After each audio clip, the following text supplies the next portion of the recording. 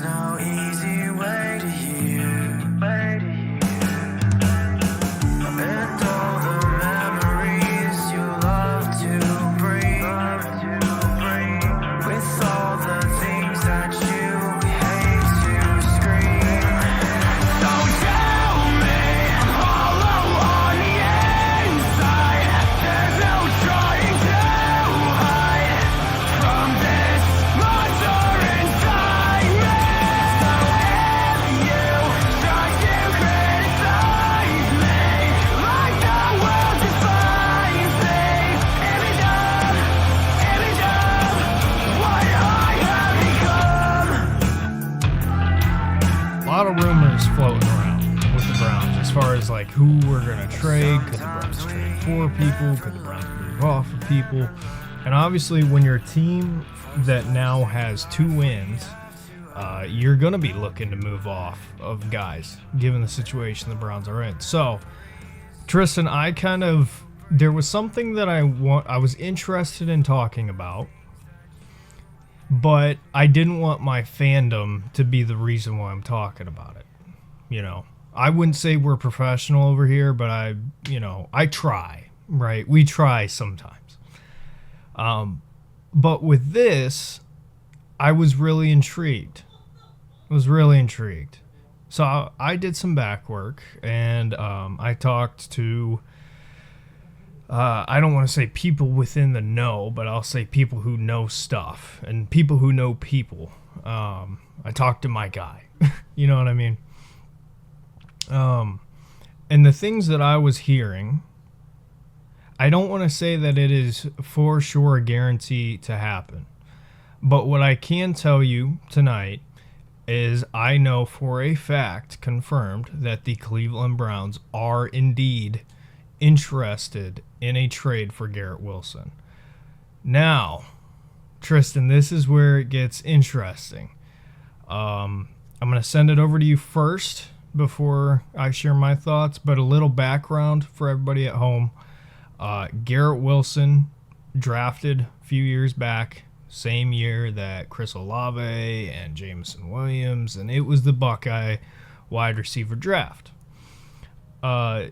Chris Olave. Garrett Wilson is 25 years old at this point. He is 6 foot, 183 pounds, according to ESPN. For those of you who are unfamiliar with the New York Jets, let me fill you in. They're terrible. They've had a terrible quarterback situation since he's been in the NFL with the Jets.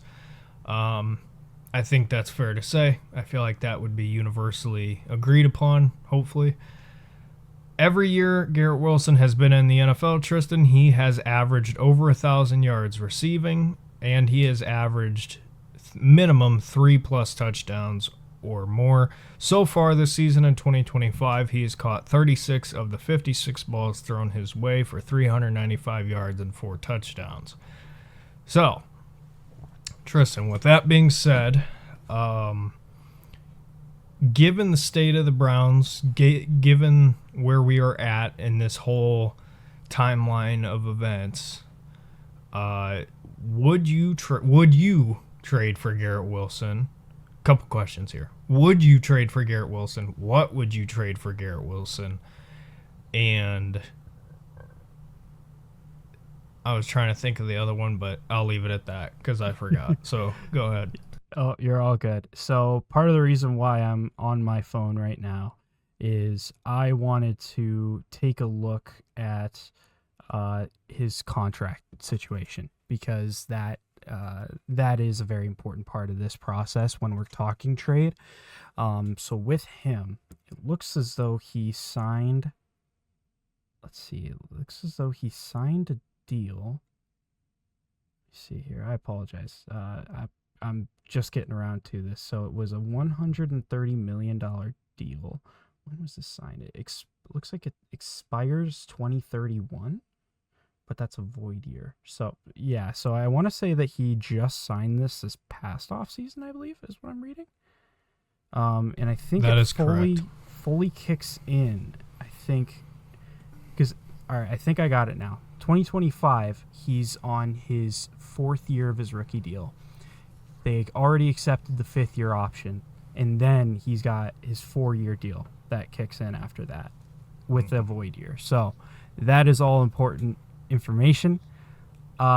Essentially, with this type of move, there's not a ton of cap flexibility on the Jets side of things. They don't really lose a lot of cap. According to overthecap.com, if they did a post-June 1st trade with him, so trading him today, they would get $1.25 million in cap savings for this season.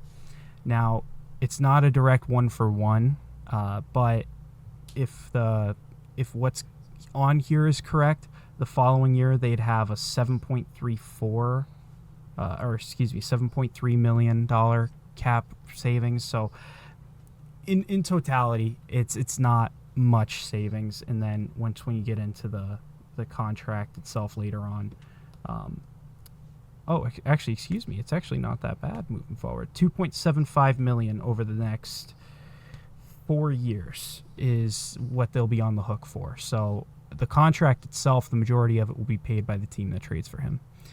Why is that important? Because it's going to affect trade compensation. If this was a situation where they were going to dump a ridiculous amount of cap, your compensation would not nearly be as high. Now, that does affect my thoughts on trading for him. First and foremost, absolute stud. Garrett Wilson is exactly the type of player that this team needs, this team has been crying out for. I cannot stress this enough.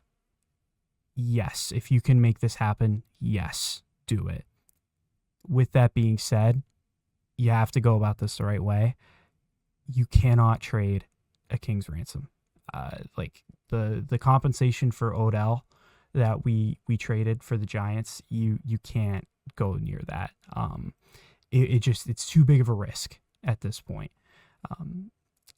But if you're able to make it happen and you're able to, for me, the most I feel comfortable with giving right now, I'm not even sure if I feel comfortable giving up like the Jacksonville first round pick. I don't think I feel comfortable giving any first round picks in a deal like this. So like that's the part where for me, I'm not saying your sources are wrong at all. I just have a hard time understanding the Browns angle from this, what they feel comfortable doing, what it would take to get him, and if it's something that they're able to pull off. Just because there's a lot of complications with it. That's what I'll say there. But if they're able to make it happen, absolutely. Right now, going into this offseason, our two biggest needs outside of quarterback, which I'd argue is our third biggest need right now, possibly could be even lower. Wide receiver, left tackle, 100%. And honestly, I could even argue right tackle up there too, because Jack Conklin just can't stay healthy. Being able to plug one of those holes with a guy that has been consistently one of the best wide receivers in the league, that's a hell of a way to plug up that hole. And it's something that allows these rookie quarterbacks to fairly be evaluated now moving forward, because we've talked about it, Derek. This team desperately craves a guy on the outside that can make some plays. Yeah. So a couple of directions I want to take this. So I want to talk about the why first. Right. When we bring up the question, like, should the Browns do it? Okay. If your answer is yes, which my answer if you can't tell, my answer is yes. I think the Browns should trade for Garrett Wilson. Why? Why does it make sense? And honestly, Tristan, I think it makes a ton of sense. I think this is like, in terms of, if you told me tomorrow, hey, in a week the Browns are going to make a trade for Garrett Wilson, I would say, yeah, that's not surprising at all. Why? Because you currently have two rookie quarterbacks on your roster that you are in the process of evaluating / developing, right? And that affects you this season, right? And that answers the question of, should you care, right? As a fan, why should you care? You should care because if you're a casual fan, no, you really shouldn't care, right? There's nothing for you to really watch to make your Sundays great other than last week. But,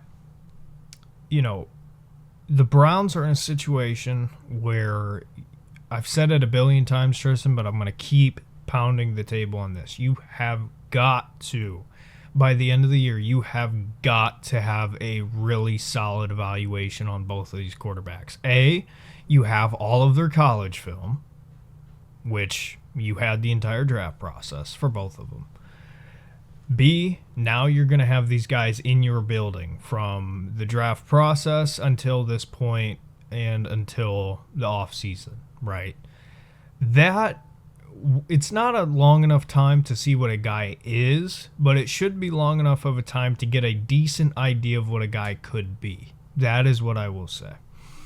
And for this season, you are not going to get a fair evaluation of either one of these guys if they're throwing to D and F tier receivers. You're just not, right? Now, good quarterbacks make the receivers better, absolutely. But I want both of these guys to be put in a fair situation to succeed or fail. So for this season,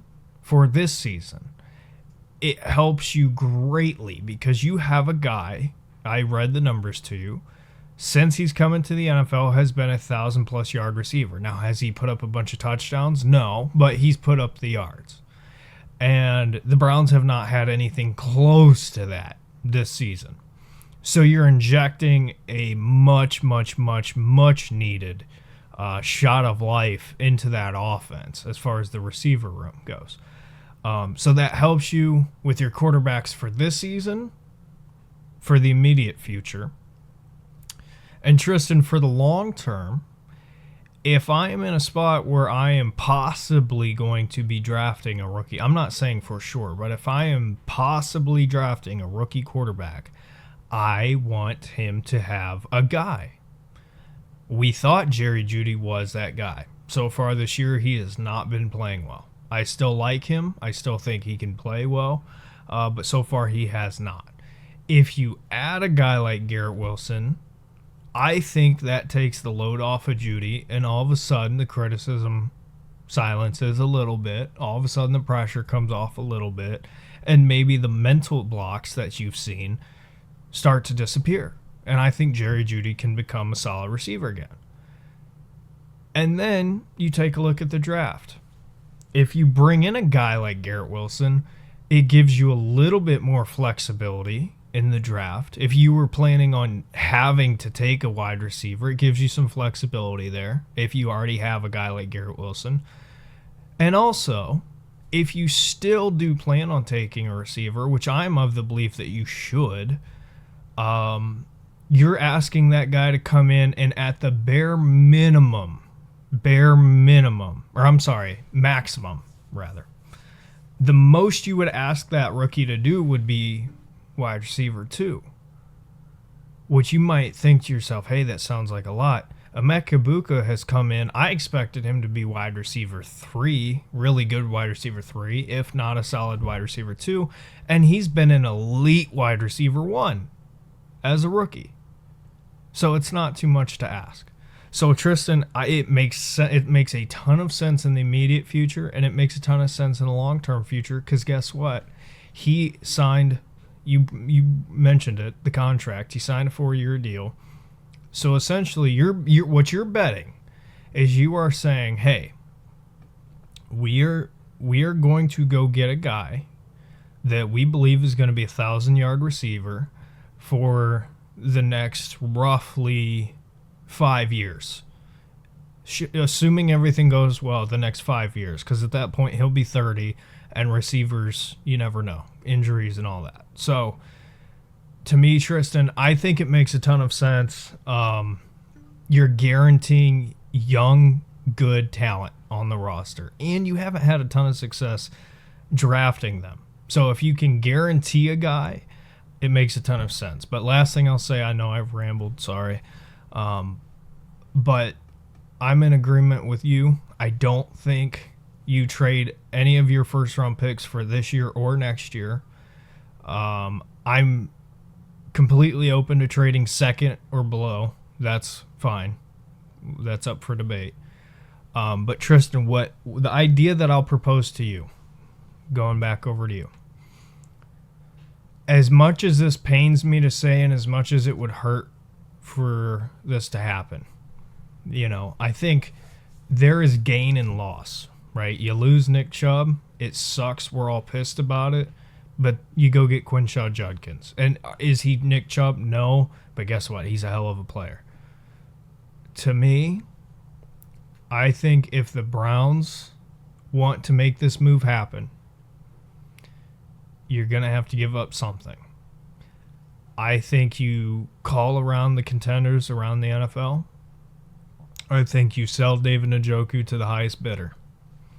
I think you then turn around and take that pick and include that pick in a trade for Garrett Wilson. What do you get for Njoku? I don't know. I really don't know at this point. That's a great question.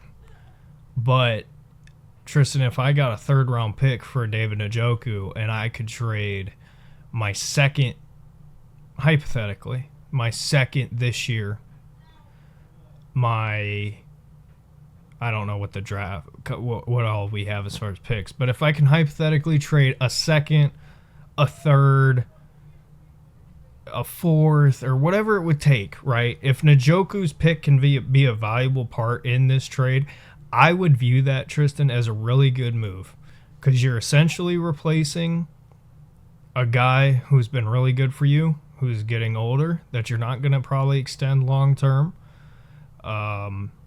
When you already have the future at his position behind him, for a guy at a position of higher need, younger, more consistent, you get the point. So I know that was kind of a rant. I apologize. I tend to ramble, but I don't see any negative whatsoever in making this move. The only negative would be if you give up too much. That would be the only negative. So What do you have to add onto that, Tristan?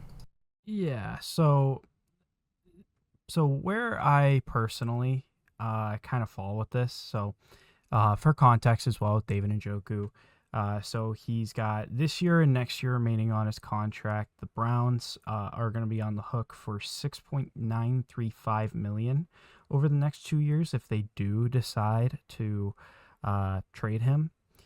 There's also, it looks like 2 void years at the end of his deal, so we would be on the hook, which we would be regardless, for 4.642 million in 2027 and 2.358 million in 2028.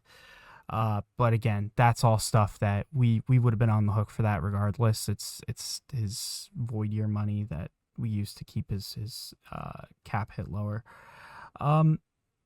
So for reference, this year it would free us up 4.5 million. Next year it would free up just shy of 17.4 million in total cap space. So with David Njoku, if you're going to sell him, this is the time to do it, because it's not that his value is at an all-time high, but it wasn't too long ago when he was putting up really good production and people saw what he could do. At the same time, I don't know as though the return that you'll get, if you can get a third-round pick, that's ideal. And I think you could. I don't know as though there's teams that are that hungry for a tight end. But at the same time, it's somebody who is capable of playing at a really high level. So who knows is the ultimate denominator there. In terms of trading for Garrett Wilson, from the Browns side of it, yeah, it makes a ton of sense. I completely agree with you there. Where I don't understand is the Jets' angle for this. You've got him under control for 5 more years after this year. Next year at a low cap hit, and then you get into his extension money the year after. It's not like for next year you're getting a bunch of cap relief because his cap hit was already so low. For me, if you're the New York Jets, you're doing this deal because you're going to get a haul that is going to be able to overhaul your roster, and that includes a first round pick. And that's where, like, I don't understand why the Jets would look to do this. He's 25 years old. His prime is still ahead of him. He's got at least 5 years in him, barring injury.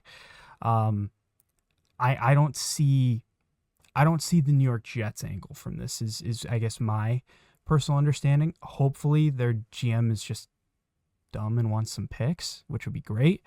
I don't see that, Derek. I think that if you're going to do a trade like this, it's going to have to involve a first round pick and probably like another mid-round pick or two, because of the fact that there's so much control over this guy who has produced at a really high level, albeit not at the elite level that you would expect. But again, there's mitigating circumstances there. The kind of last thing I'll touch on with this deal is, I want to say it. I think it's possible that if we were to do a deal like this, I think it's possible, not that it's probable or that it should happen. I think it's possible that you could see Shedeur Sanders going the other way. Not a chance. I could see it there. I could, because here's the thing: if they're gonna double down and invest in Kevin Stefanski, if this is his team going forward, it's clear Dylan Gabriel's his guy, and it's also clear that the quarterback situation in New York is a really disastrous situation right now. I could see it, Derek, because the thing is that we took him with the 5th round pick, and if the value that the Jets have on him at this point is higher than a 5th round pick, then it makes sense, because it's clear that, to me at least, it's clear that you have a very strong preference for Dylan. I don't know. I could see it. I could see it. It's something that Jets fans can get excited about for the rest of the season. They don't have to worry about the absolute despair of trading Garrett Wilson, because they have something else to look forward to. And it gives Shedeur a chance to start, because there's not a quarterback there that right now is deserving of starting. So, all right. Last thing I'll say on this, because we talked about it longer than I thought we would, but the reason why I could not disagree more. In fact, I'd be willing to put everything I own on the fact that Shedeur Sanders will be on this roster whatever the official offseason date is, like the season end. I would bet everything I own or will own for the next year that he will be on the roster, strictly because of one man, Jimmy Haslam. And I hate to be that guy, but like Jimmy's, I believe it was his kids were on the sideline wearing Shedeur jerseys. Like, I mean, I hate to be that guy, but like at the end of the day, he is the owner, and Jimmy's not letting him go, and especially not without seeing him play on the field. It would be one thing if he started this year and he was just like, I don't really know, but I just bring it up because I think from the Jets side of it, it makes sense. No, yeah. I know, that is the thing I will say. I agree with that. From my perspective, if I'm running the Jets, I'm not doing it. However, it's a lot of ego in these type of jobs. And you get a general manager in there and they think, well, I can do more with a 3rd round pick than the previous guy could do with a 1st or 2nd. You know what I mean? So that's why I say I think if you trade Njoku, utilize that pick as the point that pushes that trade over the line, is what I'm saying. Enough mid-round picks that it gets done. That's the only way that I'll be happy either way. Like, regardless of what we pay, I'll be like, hey, we got Garrett Wilson. But, you know, it is what it is. If you're cool, let's move on. Yeah, absolutely.